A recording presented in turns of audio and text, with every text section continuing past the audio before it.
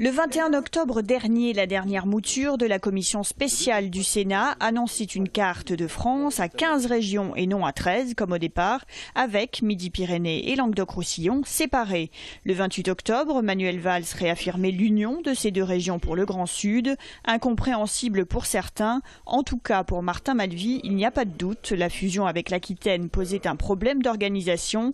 Celle avec Languedoc-Roussillon est la plus cohérente. J'ai trouvé un peu cocasse d'ailleurs que ce soit sur proposition de deux sénateurs, l'un du Cantal, l'autre du Rhône, qui approuvent la fusion de Rhône-Alpes et de l'Auvergne, qui viennent proposer qu'on défusionne Midi-Pyrénées et Languedoc-Roussillon. La décision a été prise par l'Assemblée nationale, c'est à elle que viendra le dernier mot. Un dernier mot qu'il souhaite rapide pour préparer au plus vite l'organisation de la nouvelle région dont le financement pose question, car pour Martin Malvy depuis 2010, c'est la réforme Sarkozy qui a supprimé la taxe professionnelle.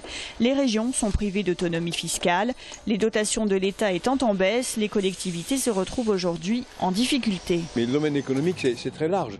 Ça va de l'orientation vers la formation, à la formation professionnelle, à l'innovation, à l'appui, à l'aide aux entreprises, à l'internationalisation, c'est-à-dire à l'aide au commerce extérieur. C'est tout ce vaste panel des PME qui reviendra en responsabilité des régions. Or, on sait qu'aujourd'hui, ce sont les PME qui peuvent créer des emplois ou qui créent de l'emploi, non pas les grands groupes. Ça, on le sait. Si au départ, le projet de fusion n'avait pas franchement suscité l'adhésion des élus du Languedoc-Roussillon, il semblerait que les discussions aient repris depuis.